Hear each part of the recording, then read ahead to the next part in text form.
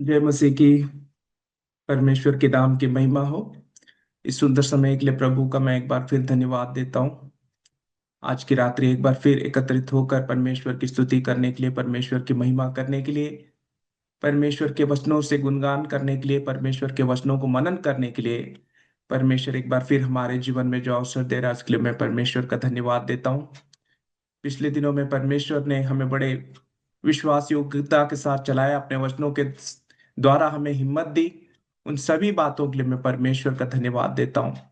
आज की रात्रि एक बार फिर परमेश्वर अपने जीवित वचन से हमसे बातें करे, इसके लिए हम परमेश्वर से प्रार्थना करें और परमेश्वर का जीवित वचन हमारे जीवनों को बदले, हमारे जीवन में जो कमी है, घटी है, उसको दूर करे और पवित्र आत्मा की अगुवाई से चलने के लिए परमेश्वर हमारी सहायता करे।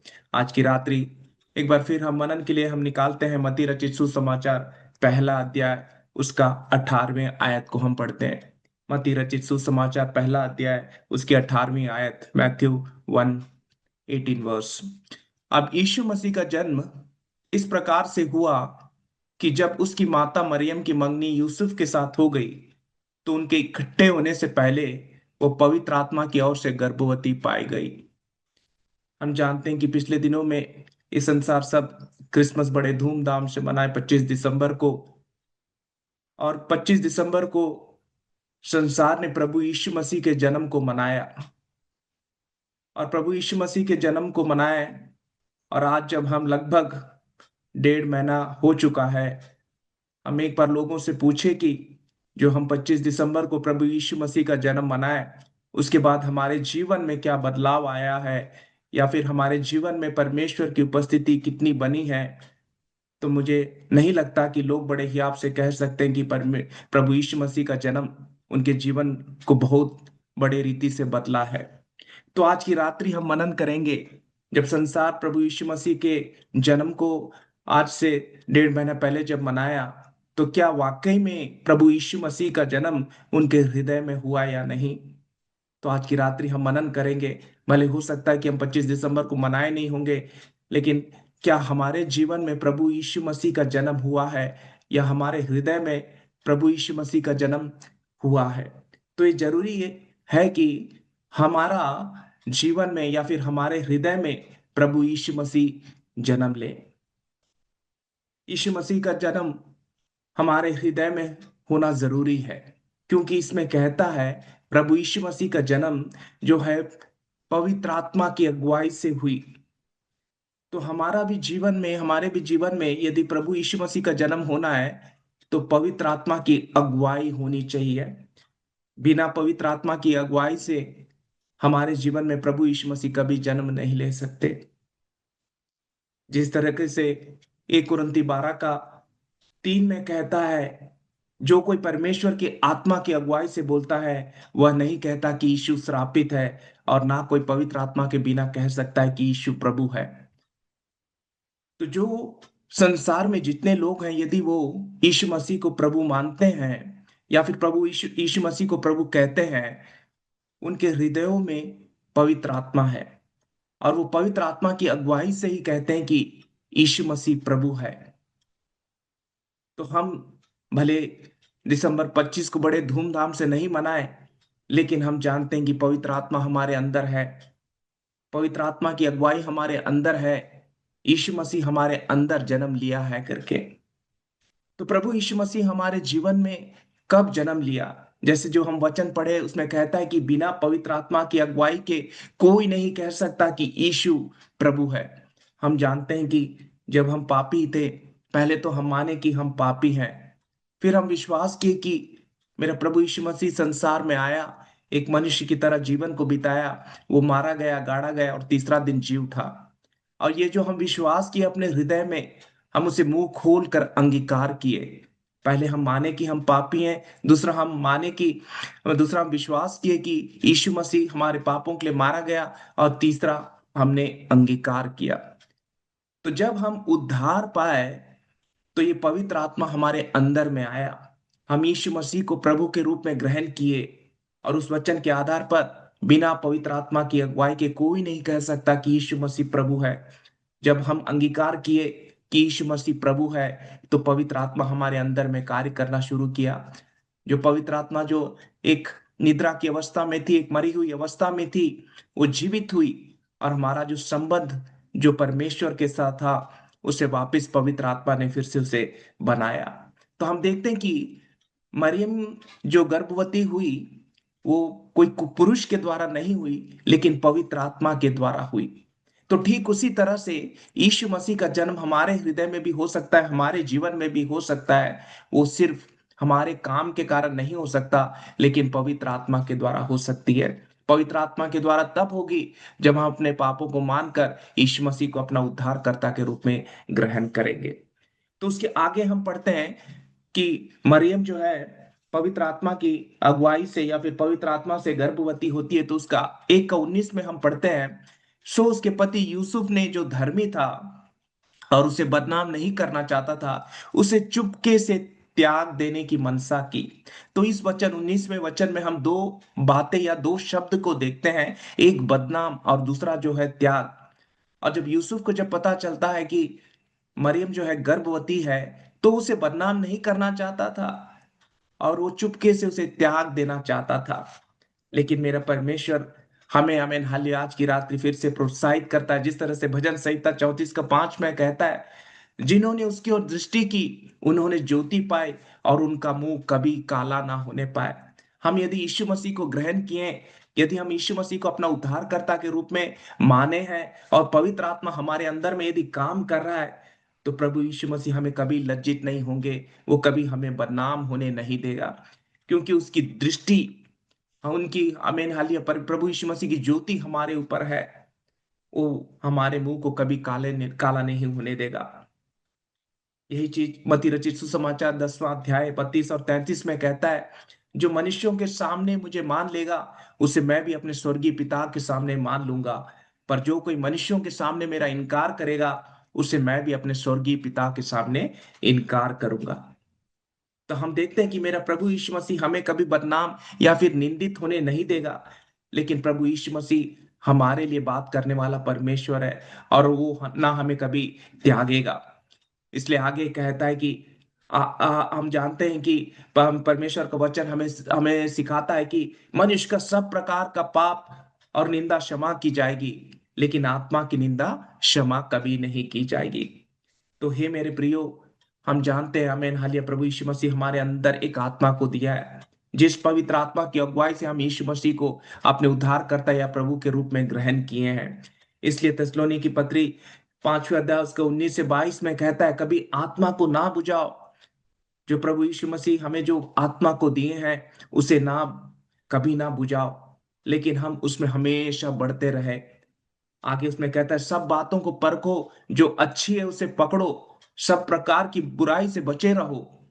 शांति का परमेश्वर आप ही तुम्हें पूरी रीति से पवित्र करे, और तुम्हारी आत्मा और प्राण और देह हमारे प्रभु यीशु मसीह के आने तक पूरे पूरे और निर्दोष सुरक्षित रहे। तुम्हारा बुलाने वाला सच्चा है और वैसा ही करेगा।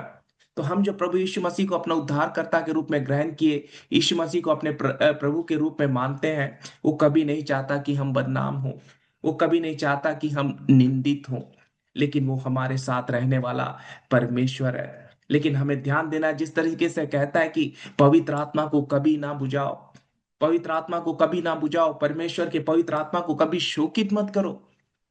एफिसी की पत्री में 4 अध्याय उसके 29 से 32 में यही बात कहता है, कोई गंदी बात तुम्हारे मुंह से ना निकले, पर आवश्यकता के अनुसार वही जो उन्नति के लिए उत्तम हो, ताकि उससे सुनने वालों पर अनुग्रह हो। और परमेश्वर के पवित्र आत्मा को शोकित मत करो।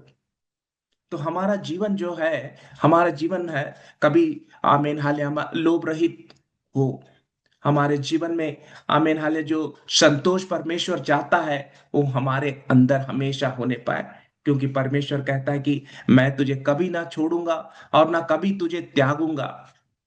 इसलिए हम बड़े बेधड़क होके, बड़े हियाव से कह सकते हैं कि प्रभु मेरा सहायक है, मैं ना डरूंगा, मनुष्य मेरा क्या कर सकता है। तो जिस तरह से मरियम जो है पवित्र आत्मा से गर्भवती होती है, यूसुफ तो चाहता था उसे बदनाम ना करे, उसे छुप कर त्याग दे, लेकिन परमेश्वर ऐसा होने नहीं दिया। मेरे प्रियो, ठीक उसी तरीके से प्रभु यीशु मसीह को जो हम उद्धारकर्ता के रूप में ग्रहण किए हैं, तो हमारे अंदर में पवित्र आत्मा है। वो पवित्र आत्मा हमें कभी निंदित होने नहीं देगा। वो हमारे साथ है, वो हमें कभी त्यागेगा नहीं। कहता है कि संसार के अंत तक मैं तेरे साथ रहूंगा। तो एक जो प्रभु यीशु मसीह के द्वारा पवित्र आत्मा पाए हैं, वो हमें कभी निंदित नहीं होने देगा। वो हमें कभी त्यागेगा नहीं। उसी के आगे मत्ती रचित सुसमाचार उसका 1 का 20 में आगे हम पढ़ते हैं, जब वह इन बातों के सोच ही में था, तो प्रभु का स्वर्गदूत उसे स्वप्न में दिखाई देकर कहने लगा, हे यूसुफ दाऊद की संतान, तू अपनी पत्नी मरियम को अपने यहाँ ले आने से मत डर, क्योंकि जो उसके गर्भ में है वह ही पवित्र आत्मा की ओर से है। तो हम देखते हैं कि यूसुफ यहाँ पे मरियम को बदनाम नहीं करना चाहता था, लेकिन चुपके से उसे त्याग देना चाहता था। लेकिन उस रात्रि को आमीन स्वप्न के द्वारा यूसुफ से मेरा परमेश्वर बातें किया। मेरा परमेश्वर आज भी हमसे बातें करने वाला परमेश्वर है। मेरे परमेश्वर जीवित खुदा है, जो हमसे एक दोस्त की तरह, एक पिता की तरह, एक माता की तरह, उससे भी बढ़कर हमसे बातें करने वाला परमेश्वर है। तो यूसुफ से स्वप्न के द्वारा बातें किया, और उसे अगुवाई किया कि मरियम को अपने पास यहाँ ले आने से मत डर, मत डर। अयुब अयुब के 33 के 14 से हम पढ़ते हैं कि क्योंकि परमेश्वर तो एक क्या वरन 2 बार बोलता है, परंतु लोग उस पर चित्त नहीं लगाते। स्वप्न में व रात को दिए हुए दर्शन में जब मनुष्य घोर निद्रा में पड़े रहते हैं, वह बिछोने पर सोते समय, तब मनुष्यों के कान को खोलता है और उनकी शिक्षा पर मुहर लगाता है, जिस सब मनुष्य को उसके संकल्प से रोके और गर्व को मनुष्य से दूर करे। तो मेरा परमेश्वर हमसे बातें करने वाला परमेश्वर है। जो परमेश्वर यूसुफ से बातें किया, आज भी हमसे बातें करने के लिए मेरा परमेश्वर विश्वास योग्य और परमेश्वर सामर्थी है। और यूसुफ जो मरियम को जो त्याग देना चाहता था, और उससे कहता है कि तू मरियम को अपने पास लाने से मत डर। इसलिए नीति वचन में भी कहता है, राजा का मन नालियों के जल की ना यहोवा के हाथ में रहता है, जिधर वह चाहता है उधर उसको फेर देता है। यदि राजाओं के मन को बदलने वाला परमेश्वर कह रहा है कि उनका मन नालियों के समान, नालियों की जल की ना यहोवा के हाथ में रहता है, तो परमेश्वर हमारे लिए लोगों से बातें करने वाला परमेश्वर है। एक मरियम के लिए यदि परमेश्वर यूसुफ से बातें किया, तो हमें विश्वास होना चाहिए जो पवित्र आत्मा हमारे अंदर है, हमारे लिए लोगों से बातें कर सकता है, हमारे लिए अधिकारियों से बातें कर सकता है। और उसने एक अच्छा सलाह दिया यूसुफ को कि तू मरियम को अपने पास ले आने से मत डर।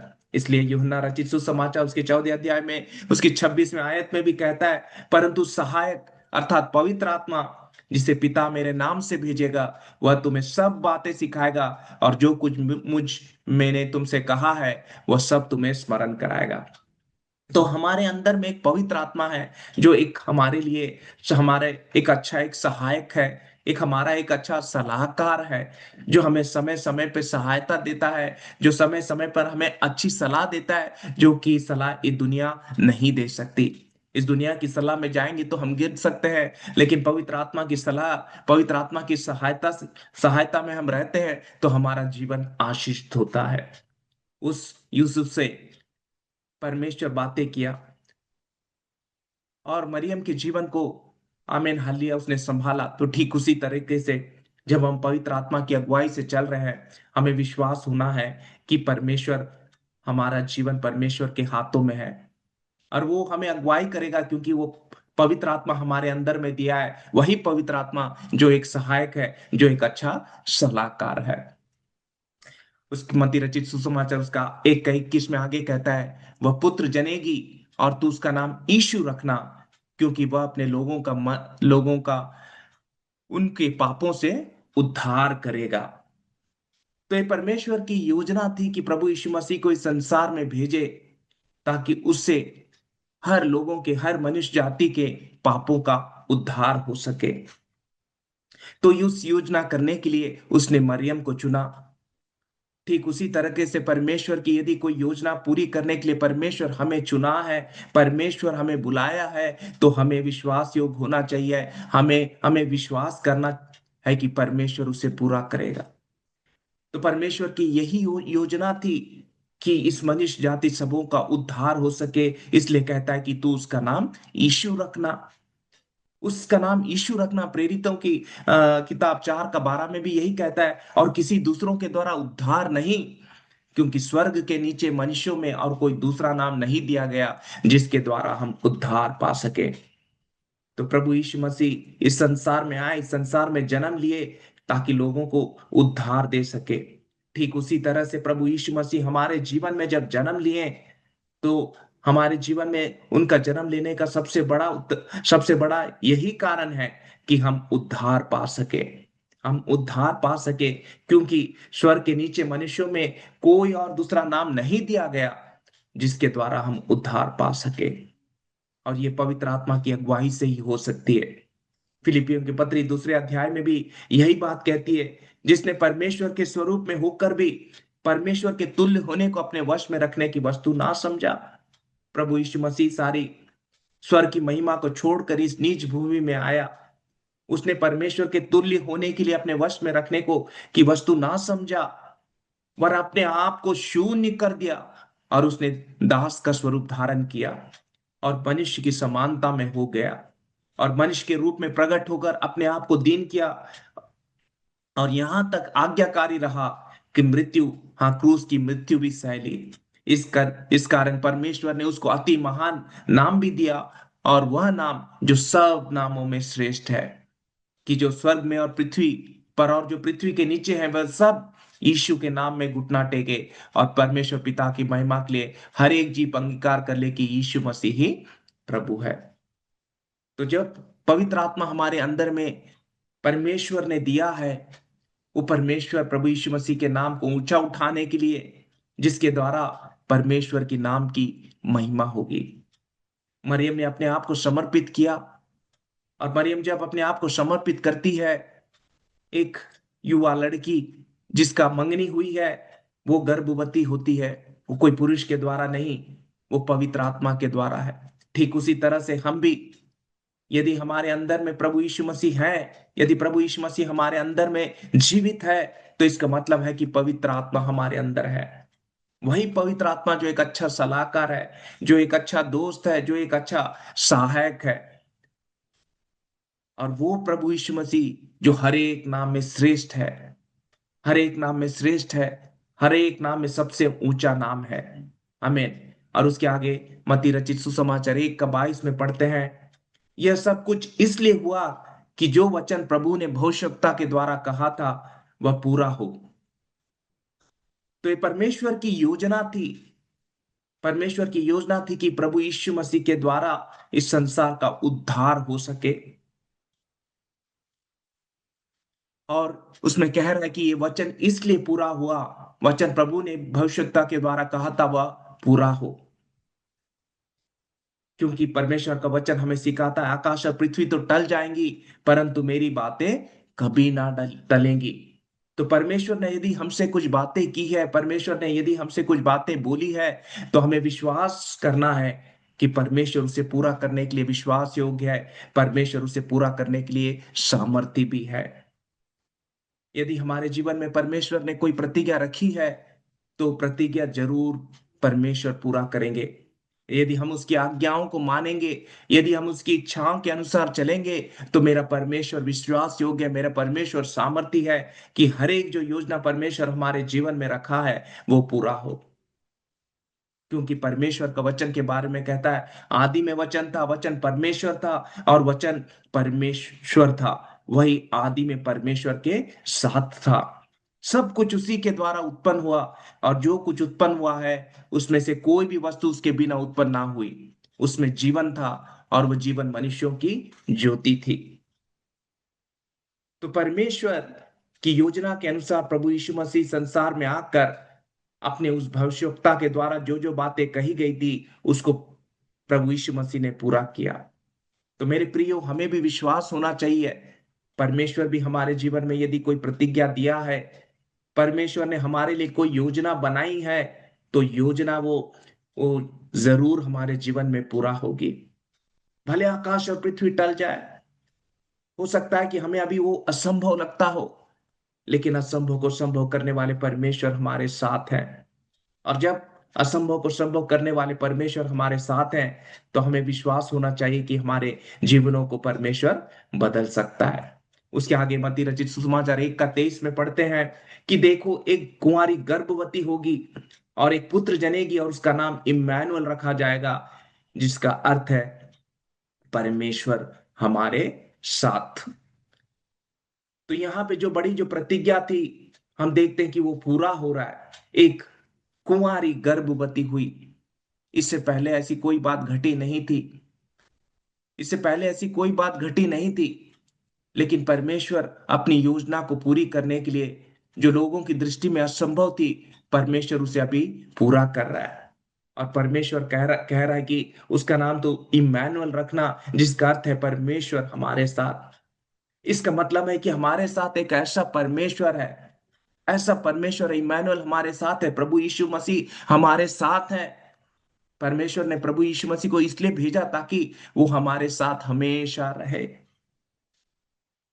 तो वही परमेश्वर, वही प्रभु यीशु मसीह, जो हम पवित्र आत्मा की अगुवाई से यीशु मसीह को प्रभु कहते हैं, वो महान प्रभु हमारे साथ है। वही प्रभु के बारे में ऐसा ये भविष्यवक्ता कहते हैं, क्योंकि हमारे लिए एक बालक उत्पन्न हुआ, हमें एक पुत्र दिया गया और प्रभुता उसके कांधे पर होगी। उसका नाम अद्भुत युक्ति करने वाला, पराक्रमी परमेश्वर, अनंत काल का पिता और शांति का राजकुमार रखा जाएगा। तो हम जो यीशु मसीह को अपना प्रभु के रूप में ग्रहण किए, हमें विश्वास करना है कि हमारे साथ एक महान परमेश्वर है, एक सामर्थी परमेश्वर है, जो अद्भुत युक्ति करने वाला परमेश्वर है। आज हम, हो सकता है कि प्रतिकूल परिस्थिति में जीवन में गुजर रहे हैं, लेकिन तब हम कहे, बड़े विश्वास से कहे कि मेरा प्रभु यीशु मसीह अद्भुत युक्ति करने वाला परमेश्वर है, अद्भुत युक्ति करने वाला परमेश्वर है। यही चीज ऐसा का भविष्यवक्ता में 43 के 18 और 19 में भी कहता है, अब बीती हुई घटनाओं का स्मरण मत करो। हो सकता है कि आपके जीवन में पिछले दिनों में आप प्रतिकूल परिस्थिति से गुजरे, ऐसे क्लेश, दुख और संकट से गुजरे होंगे। उसमें कहता है कि बीती हुई घटनाओं का स्मरण मत करो, ना प्राचीन काल की बातों पर मनन लगाओ। जो पिछली बातें जो बीत गई, जो आपके जीवन में क्लेश और संकट और दुख और हो सकता है कि निंदा की बात बनी हुई है, उस सब को भूल जाइए। देखो, मैं एक नई बात करता हूं, वह अभी प्रकट होगी, वह अभी प्रकट होगी। तो हमें विश्वास करें, जब हमें वचन सुन रहे हैं, हमारे जीवन में ऐसी पुरानी घटनाएं हैं जो हमें, हो सकता है कि हमारे जीवन को परेशान कर रही है, परमेश्वर का वचन कहता है कि उसे सब भूल जाइए, क्योंकि मैं एक नई बात करने जा रहा हूं, वह अभी प्रकट होगी। क्या तुम उससे अनजान रहोगे? कह रहा है कि मैं जंगल में मार्ग बनाऊंगा और निर्जल देश में नदियां बहाऊंगा। तो मेरा परमेश्वर अद्भुत युक्ति करने वाला परमेश्वर है, जो जंगल में भी मार्ग बना सकता है और निर्जल प्रदेश में नदियां भी बहा बहा सकता है। तो हमारे लिए परमेश्वर उस महान कार्य को कर सकता है। प्रभु यीशु मसीह का नाम अद्भुत युक्ति करने वाला परमेश्वर है, और वो पराक्रमी परमेश्वर है। वो हमारे लिए युद्ध करने वाला परमेश्वर है। आमीन। हम जानते हैं, आमीन, हले हम अपने लिए युद्ध ना करें, लेकिन हमारी सारी जो युद्ध है, हम प्रभु यीशु मसीह को सौंप दें, क्योंकि वो पराक्रमी परमेश्वर है। यदि वो हमारे लिए लड़ेगा, तो हमारी जीत जो है, निश्चित ही हमारी ही जीत होगी। और उसका नाम है अनंत काल का पिता, जो हमें कभी नहीं छोड़ेगा, कभी नहीं त्यागेगा, लेकिन संसार के छोर तक, संसार के अंत तक वो हमारे साथ रहेगा। एक अच्छे पिता की तरह। इस संसार के पिता तो हमें छोड़ के जा सकते हैं, लेकिन हमारा एक अनंत काल का पिता है, जो हमें कभी छोड़ेगा नहीं, हमें कभी त्यागेगा नहीं। उस पिता के घर में, आमीन, हालेलुया, किसी बात की घटी नहीं है। तो यदि वो पिता हमारे साथ है, तो हमें किसी बात के लिए परेशानी, हमें किसी बात के लिए फिर, आमीन, हालेलुया, दुखित या चिंतित होने की जरूरत नहीं है। और वही प्रभु यीशु मसीह का नाम भी है, शांति का राजकुमार है। हमारे जीवन में जब अनेक प्रकार की बातें जो हमारे जीवन में अशांति लाती है, लेकिन यदि प्रभु यीशु मसीह हमारे अंदर आ जाए, तो वो शांति हमें मिल जाएगा। इसलिए वो, हम उन्हें कहते हैं कि शांति का वो राजकुमार है। और ऐसा शांति देगा जो ये संसार हमें कभी नहीं दे सकता। संसार हमें नहीं दे सकता, लेकिन प्रभु यीशु मसीह यदि हमें शांति देंगे, तो एक ऐसी शांति देंगे जो हमेशा के लिए हमारे साथ रहेगी। तो यीशु मसीह यदि हमारे अंदर है, पवित्र आत्मा की अगुवाई से हम यीशु मसीह को प्रभु के रूप में ग्रहण किए हैं, यीशु मसीह को प्रभु मानते हैं, तो हम विश्वास करें कि मेरा प्रभु यीशु मसीह अद्भुत युक्ति करने वाला परमेश्वर है, मेरा प्रभु यीशु मसीह पराक्रमी परमेश्वर है, मेरा प्रभु यीशु मसीह अनंत काल का पिता है, मेरा प्रभु यीशु मसीह शांति का राजकुमार है। आमीन। परमेश्वर कहते हैं, देखो एक कुंवारी गर्भवती होगी और एक पुत्र जनेगी और उसका नाम इम्मानुएल रखा जाएगा। तो जो अब तक नहीं घटा, ऐसी बात घटी और वो हमारे साथ रहने के लिए थी। तो यीशु मसीह संसार में आए ताकि वो एक इम्मानुएल के रूप में वो हमारे साथ रहे।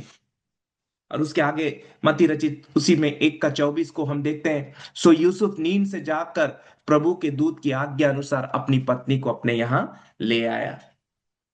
यूसुफ पहले तो सोचा था कि मैं मरियम को बदनाम ना करूं, मैं उससे छुप के उसको त्याग दे दूं, लेकिन क्योंकि परमेश्वर की योजना थी, परमेश्वर की इच्छा थी कि मरियम यीशु मसीह से गर्भ पाए, गर्भवती हो, इसलिए हम देखते हैं कि वहां पे ये परमेश्वर की उत्तरदायित्व थी कि उस योजना को पूरी करे।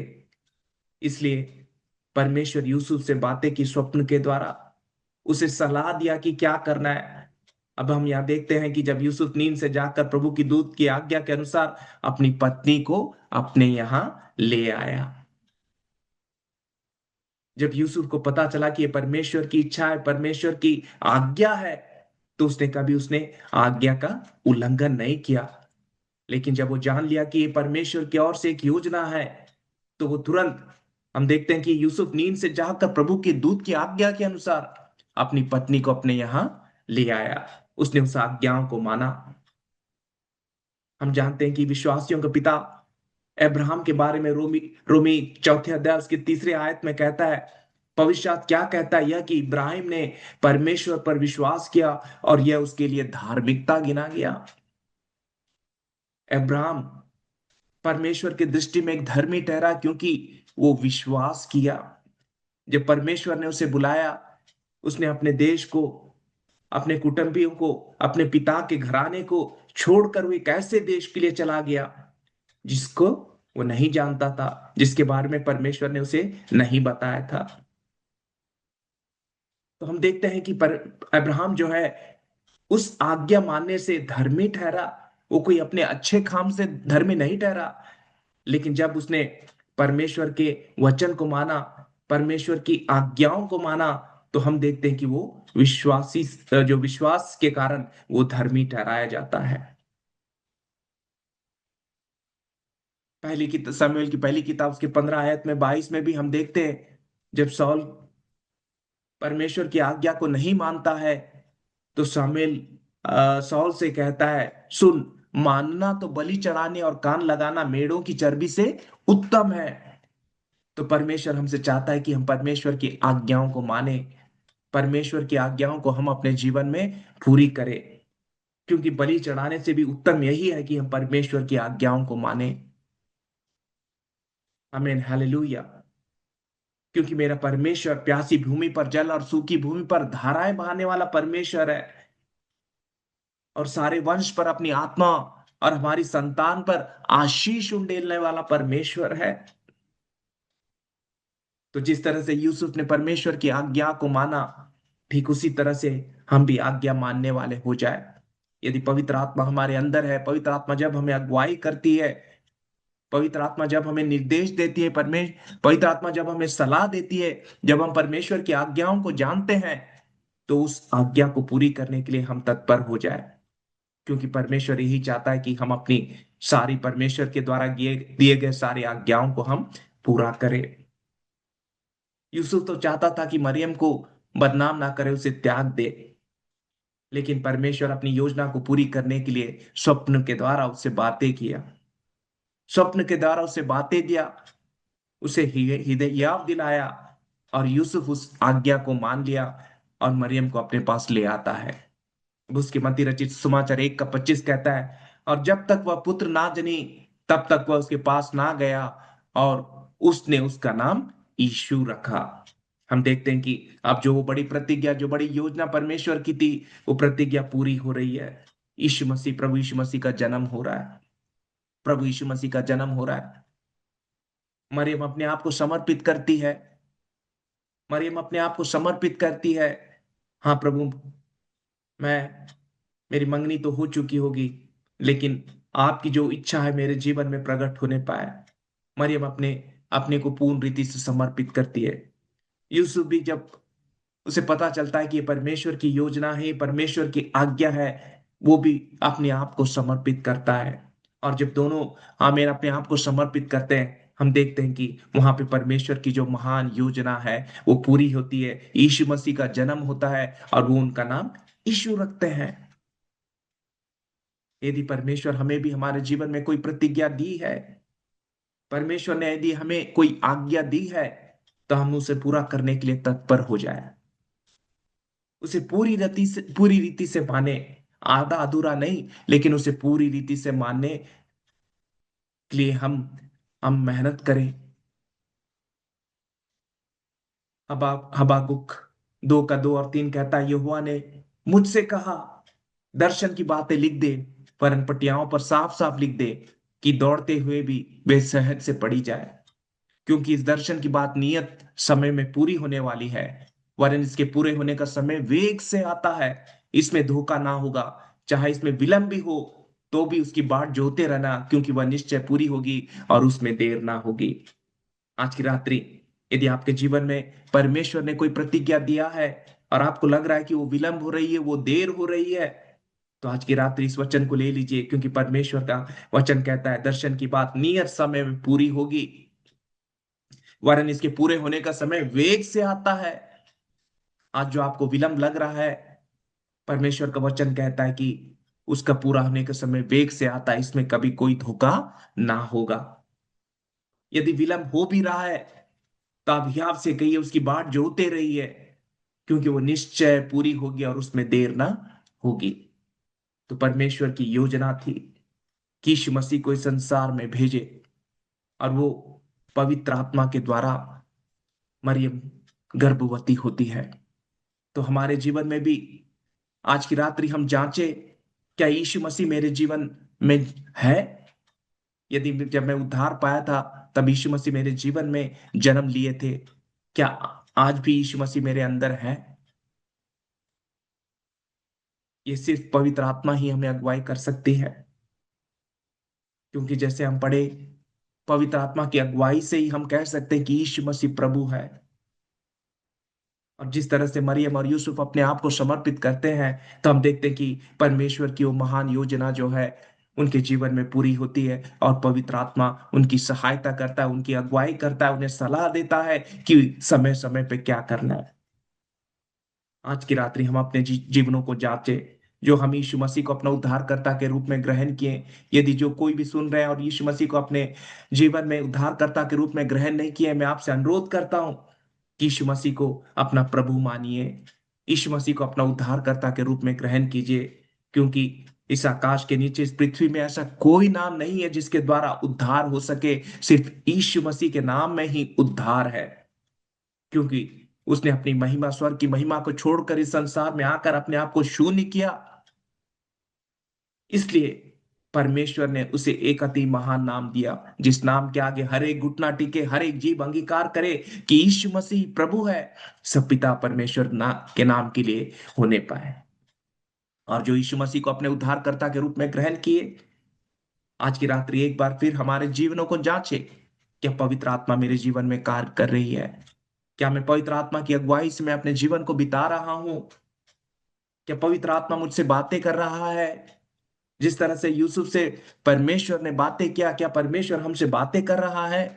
क्या हम परमेश्वर की संगति में नित्य बने रहते हैं? क्या नित्य वचनों के द्वारा, या फिर सपनों के द्वारा, दर्शनों के द्वारा, परमेश्वर के भक्तों के द्वारा क्या परमेश्वर हमसे बातें कर रहा है? यदि नहीं, तो कहीं ना कहीं हमारे जीवन में हमें जांचने की जरूरत है। बिना पवित्र आत्मा की अगुवाई से कोई नहीं कह सकता कि यीशु मसीह प्रभु है। उस पवित्र आत्मा को नहीं बुझाइए। उस पवित्र आत्मा को जलने दीजिए। उस पवित्र आत्मा की सामर्थ और शक्ति और अभिषेक में दिन प्रतिदिन बढ़ते जाइए, ताकि आपका जीवन बदल जाए। जिस तरह से यूसुफ और मरियम का जीवन बदला, उनके जीवन में जो असंभव सा कार्य हुआ, और परमेश्वर की योजना के लिए वो जिस तरीके से वो उन्हें चुने और वो अपने आप को समर्पित किए, आज की रात्रि हम अपने आप को समर्पित करें। एक और बातें बताकर मैं इस वचन के मनन को यहाँ खत्म करता हूं। अधूरे सुधार से बड़ी विपत्ति है, अधूरे सुधार से बड़ी विपत्ति है। यदि हम यीशु मसीह को अपने उद्धारकर्ता के रूप में एक समय में ग्रहण किए, लेकिन आज एक पवित्र जीवन नहीं बिता रहे, यदि पवित्र आत्मा की अगुवाई में नहीं चल रहे, तो परमेश्वर का वचन हमें सिखाता है कि अधूरे सुधार से बड़ी विपत्ति है। ये प्रभु यीशु मसीह खुद कहे। प्रभु यीशु मसीह मत्ती रचित सुसमाचार उसके 12वां अध्याय में कहते हैं, जब अशुद्ध आत्मा मनुष्य में से निकल जाती है तो सूखी जगहों में विश्राम ढूंढती फिरती है और पाती नहीं।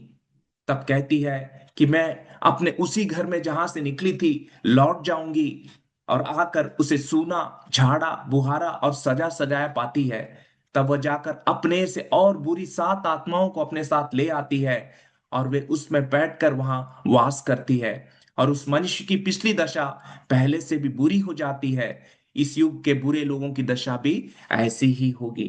हो सकता है एक समय में हम यीशु मसीह को अपने उद्धारकर्ता के रूप में ग्रहण करके हम अपने सारे पापों से शुद्ध और पवित्र हुए, लेकिन यदि हम आज एक पवित्र जीवन नहीं बिता रहे, जिस तरह से जैसे उपमा में कहता है, इस युग के बुरे लोगों की दशा भी ऐसी ही होगी। उनकी पिछली दशा पहले से भी बुरी हो जाती है।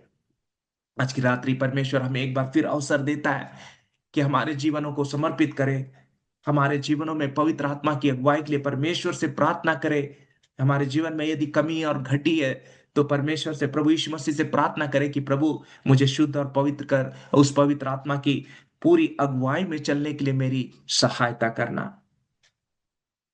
आज की रात्रि हम अपने आप को जांचें। यीशु मसीह में आपको उद्धारकर्ता के रूप में ग्रहण तो किया, लेकिन मैं चाहता हूं कि इन दिनों में जो आत्मा है मेरे अंदर और भी जलने पाए, मैं आपके लिए और भी दौड़ने पाऊं, मैं आपके लिए आपकी और भी सेवा करने पाऊं, ताकि मेरे द्वारा आपके नाम की महिमा होने पाए।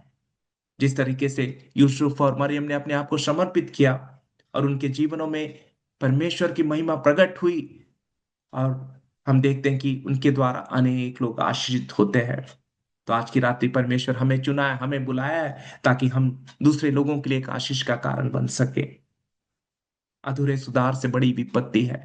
तो यदि हमारे जीवन में कोई कमी है, घटी है, परमेश्वर से प्रार्थना कीजिए कि प्रभु यीशु मसीह अपने लहू से मुझे शुद्ध और पवित्र कर। आइए हम अपने आंखों को बंद करके प्रार्थना करते हैं। स्वर्गीय पिता, हम आपको धन्यवाद देते हैं सुंदर समय के लिए प्रभु। आज की रात्रि फिर से आपके जीवित वचनों के द्वारा हमसे बातें किया, इसके लिए धन्यवाद देते हैं प्रभु। जिस तरह से मरियम पवित्र आत्मा से गर्भवती हुई, पिता परमेश्वर, जिस दिन हम यीशु मसीह को अपना उद्धारकर्ता के रूप में ग्रहण किए, यीशु को प्रभु के रूप में ग्रहण किए, पवित्र आत्मा हमारे अंदर में आई। उस पवित्र आत्मा को कभी हम बुझने ना दें, लेकिन उस पवित्र आत्मा की, आमीन हालेलुया, अगुवाई में दिन प्रतिदिन परमेश्वर की महिमा के लिए, परमेश्वर की सेवा के लिए और भी दौड़ने के लिए, और भी उसकी सेवा करने के लिए प्रभु आप हमारी सहायता कीजिए। आज की रात्रि हमारे जीवन में यदि कोई कमी और घटी है, प्रभु यीशु मसीह के लहू से हमें शुद्ध और पवित्र कर, ताकि आने वाले दिनों में हम आपके लिए अच्छी गवाही के रूप में खड़े हो सके। पवित्र आत्मा, हम हमारे बीच में हम आपका स्वागत करते हैं। आप एक अच्छे सहायक हो, एक अच्छे सलाहकार हो। हमारे जीवन में हम आपकी उपस्थिति को चाहते हैं। हमेशा हमेशा हमारे जीवन में आपकी अगुवाई होने पाए, ताकि जब जो कदम हम उठाए, जो कार्य हम करें, हम सिर्फ आपकी सहायता से करने पाए। पवित्र आत्मा को हमारे जीवन में एक बड़े स्थान देने के लिए हमारी सहायता कीजिए प्रभु, सहायता कीजिए प्रभु, सहायता कीजिए प्रभु। यस प्रभु, जो कोई भी प्रभु इस वचन को सुने, उनके जीवन में आपकी उपस्थिति को चाहते हैं, जो योजना आप उनके जीवन में बनाए हैं, वो सब नासी यीशु मसीह के नाम से पूरे होने पाए। उनकी सहायता कर प्रभु, उनकी सहायता कर प्रभु, उनकी सहायता कर प्रभु। हालेलुया। इस सेवकाई को प्रभु आप आशीष कीजिए, इसके द्वारा अनेक लोग आशीष होने के लिए प्रभु आप सहायता कीजिए प्रभु। आज की रात्रि आपकी उपस्थिति प्रभु हमारे बीच में बनी रहे, इसके लिए धन्यवाद देते हैं। इस जीवित वचन के लिए हम एक बार फिर आपको धन्यवाद देते हुए ये छोटी सी विनती हमारे उद्धारकर्ता नाम से यीशु मसीह के नाम से मांगते हैं, सुन और ग्रहण कीजिए स्वर्गीय पिता। आमीन आमीन आमीन। परमेश्वर इन वचनों के द्वारा सबों को आशीष करे। हालेलुया आमीन।